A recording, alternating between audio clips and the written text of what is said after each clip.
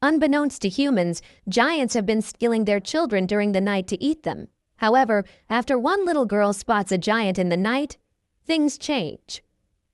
It is midnight in the city of London, and a young girl named Sophie is making sure all the doors and windows of her orphanage are properly closed, because this is the hour known as the witching hour, when people go missing. As Sophie takes all the precautions, the shadow of something or someone massive lurks through the town. While the rest of the children at the orphanage sleep, Sophie stays up in her bed reading. The orphanage cat spots something and goes out on the balcony. Sophie follows the cat outside and sees a giant man in the street. The giant notices that Sophie has seen him. Scared out of her mind, Sophie hides in her blanket, but the giant reaches into the orphanage and grabs Sophie along with her blanket. Carrying Sophie, the giant starts making his way out of the town. He avoids being spotted by other people through a series of clever tricks. After he gets out of the town, the giant runs across the countryside towards the cliffs, taking massive leaps using his long legs. Finally, he takes a huge leap and jumps into some clouds. They arrive in a strange land, where the giant carries Sophie into his house. The giant hangs Sophie in her blanket and begins chopping up some vegetables for a stew.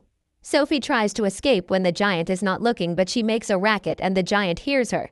The giant speaks to Sophie and tells her that she can't escape unless she has wings.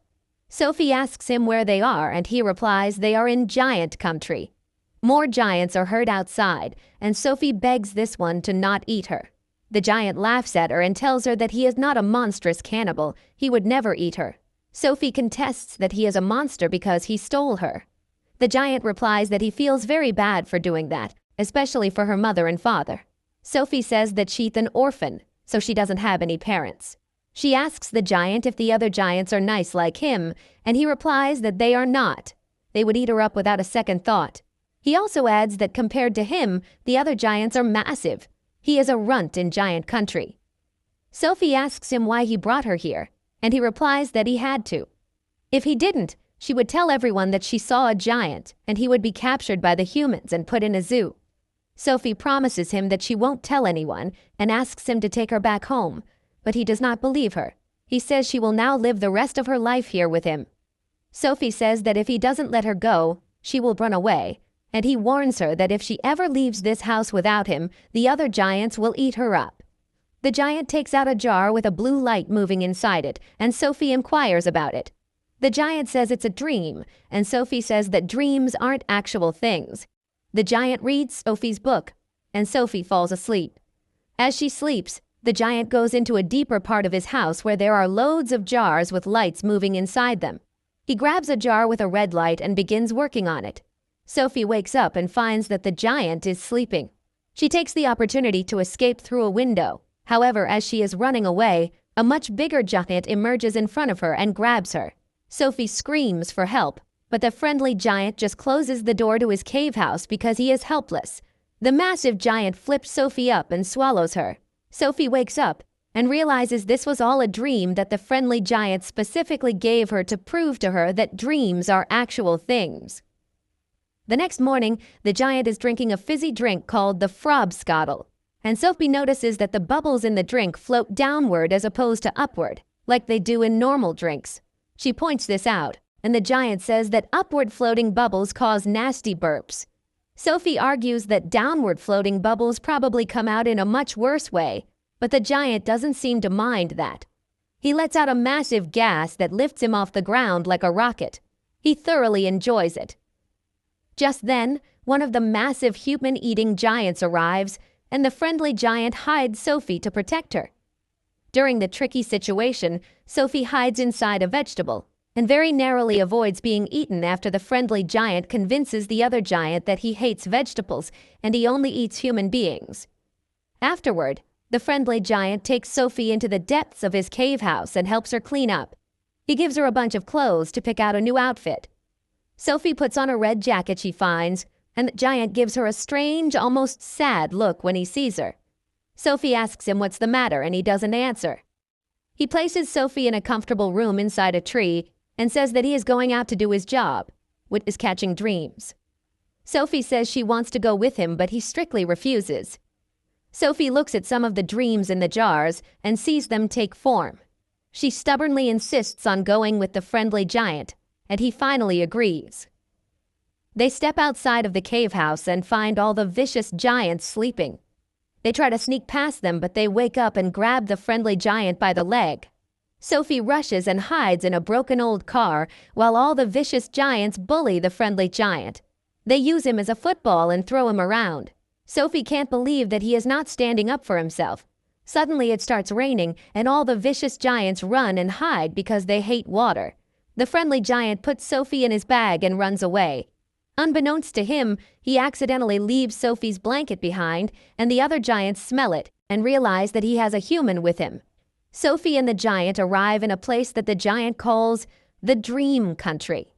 Sophie sees that the stars above are shining bright. The giant says that on a clear enough night, his massive ears can hear music coming from the stars. He says that he also hears insects talking in the ground, ladybugs walking on the leaves, plants and leaves talking to each other, and all the secret whisperings of the world. Sophie notices the reflection of the giant tree in the water and sees that it is full of dreams. The giant says that at one point somebody called him the big friendly giant. He jumps into the water and enters a different dimension. He asks Sophie to follow him, and she does. They both stand in front of the tree where all dreams begin. The big friendly giant notices a golden dream and says that it's a very rare type. He tries to catch it, but it continually escapes him. The dream slows down near Sophie, and he says the dream recognizes her. He adds that when he listens to it, he can hear her voice. He puts the dream in a jar, labeling it Sophie's dream. Sophie helps the giant catch dreams until she comes across a red one, which is a nightmare. The giant grabs the red dream and explains that the red dream is one of regret. It shows people the horrible things they've done and tells them there is no forgiveness.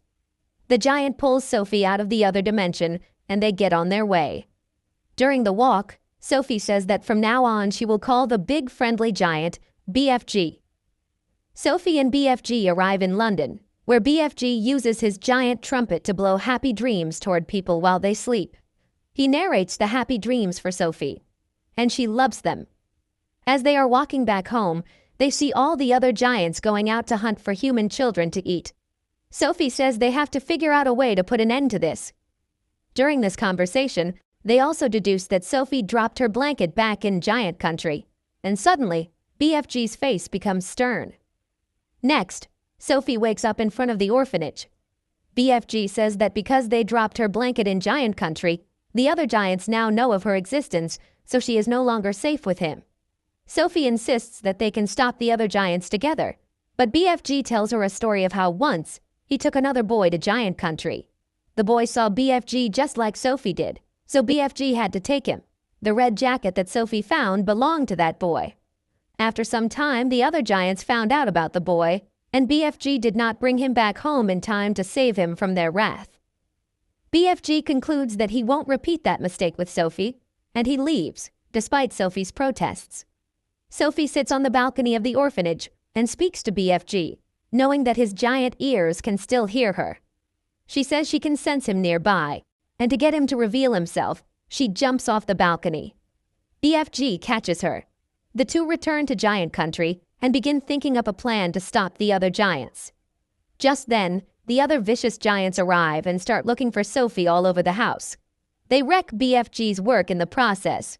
Sophie barely avoids being spotted by the giants, and finally BFG decides he's had enough. He chases the vicious giants out of his home with a flaming rod. Meanwhile, Sophie is hiding in the room that BFG made for the last boy he brought to giant country. She spots a picture of the queen and comes up with a plan. They create a custom dream for the queen which shows giants eating children and the army stopping them. The dream also includes Sophie and BFG. When she wakes up from that dream, Sophie and BFG will meet her, and she will be inclined to listen to them. They arrive at the palace and blow the dream toward the queen while she sleeps. The queen wakes up and tells the dream to her assistant, who says that it is curious, because children have in fact been mysteriously disappearing across the country. As the queen's assistant goes to close the curtains, she finds Sophie standing there, and the queen recognizes her from the dream. Sophie tells the queen everything, and the queen believes her because she just saw it all in her dream. Sophie then introduces BFG to the queen, who awkwardly makes her acquaintance. Next, the queen informs the generals about the threat of the giants while setting up a lunch for BFG. Due to his giant mannerisms, the lunch is an awkward and hilarious affair. BFG even makes the queen and all her servants and generals try frobscottle, which gives them incredible gas. Next, BFG leads the royal army to giant country. He creates a dream of regret to give the other vicious giants, so that they would wake up full of remorse and be easy targets for the army. Sophie and BFG sit and discuss Sophie's golden dream. Sophie asks what the dream is about, and BFG replies that it's Sophie's dream of a normal life. He says she will have it, but not here in giant country. She must go back to her world. Sophie asks if BFG will still hear her whenever she calls out to him, and in reply, he just points to his massive ears. The time comes to blow the dream toward the giants, and BFG realizes he's forgotten his trumpet back in London. When he's not looking, Sophie grabs the dream jar and takes it right in the middle of the sleeping giants. She is about to open it when one giant wakes up.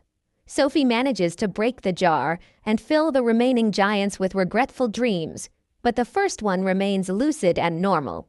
He is about to attack Sophie when BFG steps in and defends her.